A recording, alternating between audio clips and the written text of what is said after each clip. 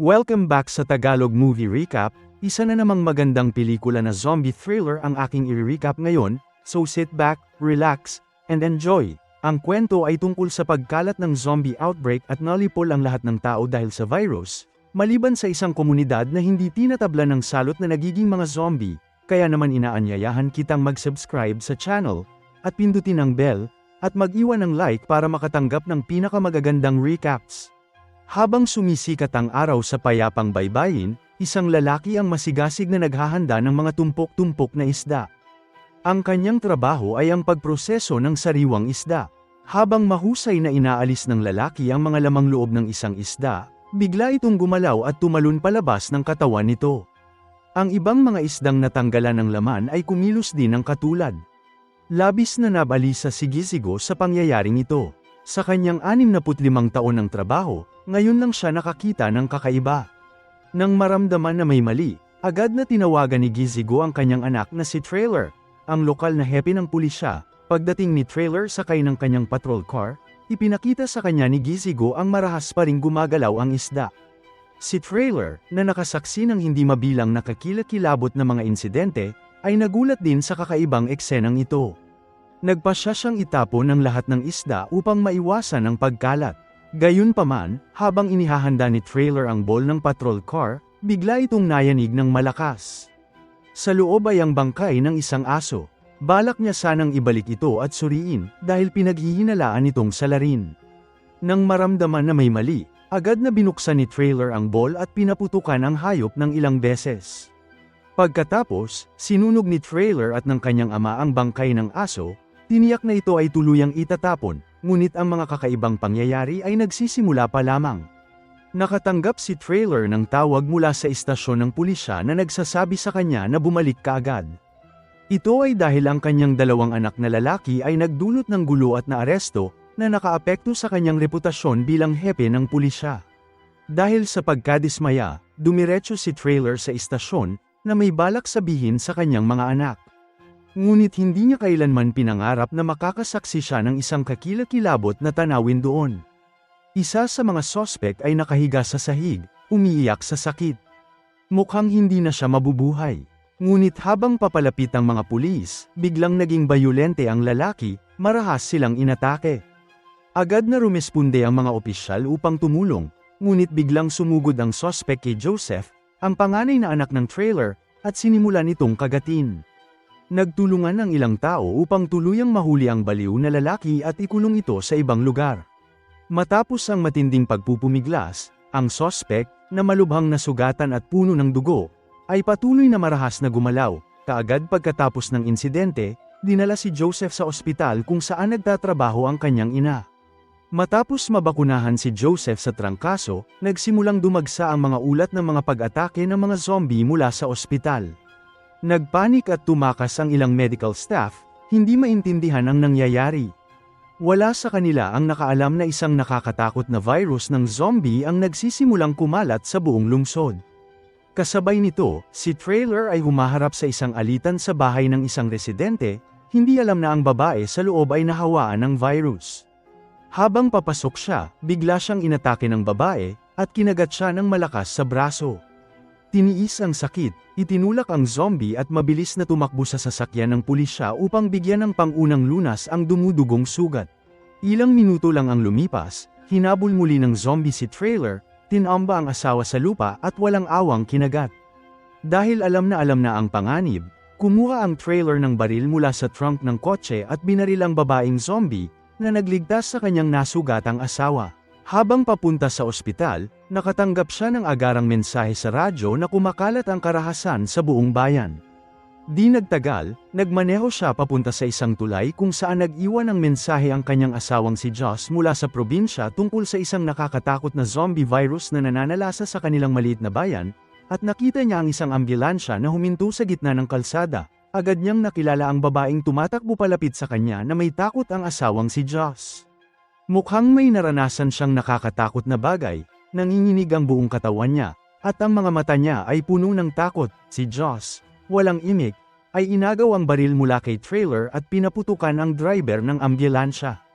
Isa itong zombie at sinusubukang bumangon. Kaagad pagkatapos, natuklasan nila si Joseph na nakakulong sa driver's seat ng ambulansya. Ang bata ay nakikipaglaban sa isang zombie upang iligtas ang kanyang buhay. Mabilis na binaril ni Trailer at sinira ang kandado ng pinto upang iligtas ang kanyang anak. Gayunpaman, nang tuluyang mabuksan ang pinto, sinipa ito ni Joseph, at ang zombie na nasa labas ang biglang sumugod sa kanya, habang nahihirapan siya makipaglaban sa zombie at nakahiga sa lupa. Isang matandang lalaki ang lumitaw. Umungol siya, iniisip niya ang mga kadena. Ang lalaking yun ay ang ama ni Trailer na si Gizigo, at kasama ang kanyang pangkat. Mabilis nilang tinulungan si Trailer na patayin ng zombie at iligtas si Joseph. Nang masaksihan ang mga bangkay na muling nabuhay na umaatake sa mga tao, napagtanto nila na ang tanging paraan upang tuluyang malipol ang mga zombie ay ang sunugin sila. Sa loob lamang ng ilang araw, ang bayan ay napuno ng mga zombie. Kinagat din sina Trailer at ang kaibigan ni Joseph, nangangahulugan ito na sila ay magiging mga zombie, ngunit pareho silang normal. Ito ay dahil mayroon silang espesyal na lahi ng mga katutubong Amerikano. Ang mga taong may ganitong lahi ay immune sa virus ng zombie. Sa loob ng ilang buwan, karamihan sa mga residente ng nakapalibot na lugar ay naging mga zombie, at sa ilalim ng gabay ni Trailer, isang silungan para sa mga katutubong Amerikano ang naitatag. Pinalibutan nila ang lugar ng matataas na pader at naglagay ng maraming checkpoint sa tulay, ang tanging pasukan. Dahil sa transformative security team at mahigpit na sistema ng seguridad, natiyak ng mga kalalakihan at kababaihan ang ganap na kaligtasan para sa komunidad ng araw na yun. Isang araw, bumalik si Joseph mula sa pagpapatrolya kasama ang ilang nakaligtas. Gayunpaman, nagdulot ito ng malubhang problema habang nag-iimbestiga. May isang lalaki na karga ang kanyang anak na babae, na malapit nang mawala ng malay, at sinusubukang itago ang kanyang kalagayan. Pagkatapos, napansin ni Lysol, ang bunsong anak ni Trailer, ang isang marka sa leeg ng babae at agad na pinawalan ng malay ang lalaki. Nang pumasok si Joseph sa eksena, lalong nagalit si Lysol, na sinasabing pinagbabantaan ng kanyang kapatid ang kaligtasan ng shelter. Pinatayo ni Lysol ang lalaki at sinabihan siyang kung gusto niyang pumasok sa cold country, kailangan niyang harapin mismo ang kanyang anak na may impeksyon. Nang maging tensyonado ang sitwasyon, dumating si Trailer kasama ang team. Dahil sa pagkakaintindi sa sitwasyon, tinanggap ni Trailer ang mga hindi nahawa ang nakaligtas. Tungkol sa batang babaeng nahawahan, tinapos niya ito agad, para maiwasan ang mutasayon. Gayunpaman, sa kabila ng mahigpit na pagsusuri, isang babaeng nahawahan ang nakalusot sa checkpoint.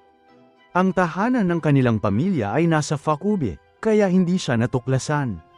Nang mga panahong yun, isang lalaki na nagdadalamhati sa pagkawala ng kanyang anak na babae, ang nagpakamatay sa isang banyo. Siya ay naging isang zombie, ngunit mabilis siyang tinapos ni Trailer. Hindi natuwa si Lysol sa desisyon ng ama na tanggapin ang mga nakaligtas na katutubong Amerikano. Naniniwala siyang nagdudulot ito ng malaking panganib sa kaligtasan ng shelter. Kahit na ang mga katutubong Amerikano ay immune sa virus, maaaring atakihin at saktan sila ng mga zombie. Naniniwala si Lysol na dapat bumuo ang komunidad ng isang hiwalay at mas ligtas na paninirahan para sa mga katutubo, hindi tulad ng mas radikal na si Lysol, na pinamumunuan ng maraming miyembro ng tribo na itinuturing ang kanilang sarili na mga karapat-dapat na may-ari ng lupa. Si Taylor ay mas mabait, naniniwala siyang panahon na para wakasan ang kinakailangang nakaraan. Ngayon na ang panahon para makiisa sa lahat ng mga nakaligtas upang malampasan ang mga problema. Ang pagtatalo ng mga opinyon sa pagitan ni Trailer at Lysol ay lumikha ng malaking alitan sa loob ng pamilya. Habang si Trailer ay naghanap ng mga supply, patuloy na nagkimkim ng matinding galit si Lysol sa mga white survivor. Mas maaga sa araw na yon, nagpasya si Lysol na kunin ang babaeng may impeksyon na kanilang kinuha. Ang aksyong ito ay nagkaroon ng malubhang kahihinatnan. Nang malaman ni Joseph ang nangyari, natagpuan niya si Lysol na malubhang nasugatan, kinagat ng babae, nakaligtas si Lysol, ngunit halos imposibleng mabuhay pa. Sinisi ni Lysol si Joseph sa sitwasyon, sinasabing kasalanan ng kanyang kapatid ang pagdadala sa kanila doon. Sa gitna ng pagtatalo, itinuro ni Lysol si Joseph.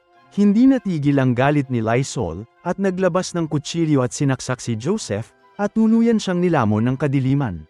Kinulong ni Lysol ang babaeng zombie at si Joseph sa shelter at nagplanong ubusin ang lahat ng mga Native American survivors doon. Nakatakas si Joseph at agad na sinubukang hanapin ang kanyang ina at bigyan ito ng babala, ngunit huli na ang lahat. Ang malalakas na ungol na umalingaw-ngaw sa buong shelter ay nagbabala sa nalalapit na pagguho. Sa gitna ng kaguluhan, isa sa nakaligtas na hindi pinapansin ng mga babala ang lumabas. Sa sandaling lumabas siya, isang nakakatakot na sigaw ang umalingaw-ngaw, sa wakas ay nakabalik na si Trailer at ang pangkat nito. Ngunit nang makita nilang walang tao ang gate, napagtanto nilang may mali. Nakipag-ugnayan siya sa kanyang asawa sa pamamagitan ng radyo at nalaman ang seryosong sitwasyon sa loob. Nang hindi lumingon, nagpasya siyang iligtas ang kanyang pamilya. Gumawa sila ng plano para aliwin ang atensyon ng mga zombie sa pamamagitan ng pagpapatugtog ng musika mula sa kotse. Dahil dito, nakalusot ang pamilya ni Trailer sa shelter. Mabuti na lang at nakarating sila sa oras habang mahigpit na nakahawak sina Joseph at Josh sa pinto. Naputol ni Gizigo ang braso ng isang zombie at naisara ang pinto. Ang sumunod na ginawa ay ang pagtakas. Gayunpaman, mabagal ang paglikas dahil napakaraming tao. Habang sumisigaw ang mga tao patungo sa mga sasakyan, isang malaking bilang ng mga zombie ang biglang pumasok sa mga pinto at sumugod. Agad na nagpaputok si Trailer, ngunit ang ingay ay nakaakit lamang ng mas maraming zombie. Sumigaw si Gizigo na bilisan ng mga sasakyan habang inaayos ang paglikas. Sa kaguluhan, maraming tao ang nahulog mula sa mga sasakyan at mabilis na natabunan ng mga zombie. Matapang na pumunta si Trailer sa unahan upang protektahan ang kanyang asawa at anak. Gayunpaman, kahit na immune siya sa virus, wala siyang laban sa grupo ng mga zombie. Matapang na isinakripisyo ni Trailer ang sarili na parang isang bayani. Nakatakas sina Josh at Joseph kasama si Gizigo nang may matinding kalungkutan. Ngunit bago pa nila namalayan, may nagsabi sa kanila na mayroon pa ring mga nakaligtas sa isang kalapit na simbahan. Ngunit ito ay isang patibong na inilagay ng ganap na baliw na si Lysol. Naunawaan ni Gizigo na kailangan niya itong pigilan, kahit na ang ibig sabihin nito ay ang pagpatay sa sarili niyang pamilya. Tumungo si Gizigo at ang pangkat sa simbahan at mabilis na pinabagsak ang mga tauhan ni Lysol, ngunit si Lysol mismo ay wala na. Walang nakakaalam na isa lamang itong panlilinlang. Walang nakakaalam na ito ay isang simpleng bagay lamang. Ang tunay na target ni Lysol ay si Charlie, ang asawa ni Joseph, na pinaniniwalaan niyang nagdala ng mga puting tao sa komunidad. Nagpakawala si Lysol ng isang grupo ng mga zombie mula sa dalawang sasakyan, inatake si Charlie. Hindi na makatiis, hinugot ni Josh ang kanyang baril at binaril si Lysol. Sinalakay siya ng grupo ng mga zombie. Sumugod si Joseph gamit ang isang itak at nalipol ang grupo ng mga zombie, ngunit nakagat si Charlie sa leeg. Matapos talunin ni Joseph si Lysol, na nabaliw na ng husto, tinapos siya sa bugso ng galit. Sa halong normal na pamumuhay at kawalan ng pag-asa, nagpaputok si Gusigi sa ere upang papuntahin ang mga zombie. Ang kawan ng mga zombie ay pumunta kay Lysol at nilamon ang kanyang katawan. Habang ang mga nakaligtas ay sumasakay sa isang barko upang bumalik sa kanilang mga ninuno, nagpasya si Gusigi na manatili. Para sa kanya, ang pagkamatay ni Trailer at Lysol ay nangangahulugan ng isang malaking kawalan. Matapos bigkasan ang kanyang mga salita, hinugot ni Gizigo ang kanyang katana at sumugod sa kawan ng mga zombie, na buong kabayanihang isinuko ang kanyang buhay. Nanganak si Charlie ng isang sanggol na babae sa gitna ng kaguluhan, kahit walang dugong katutubong Amerikano, tila namanan ng bata ang kakayahan ni Joseph na immune sa virus. Isang bagong pag-asa para sa hinaharap. Sa mga huling sandali, malubhang nasugatan si Charlie, kaya nagmakaawa siya kay Joseph na tapusin na ang kanyang pagdurusa. Pinipigilan ni Joseph ang kanyang mga luha, tinupad ang hiling na iyon. Iyan ang buong kwento ng pelikula. Salamat sa panunood. Kita-kits sa susunod na video.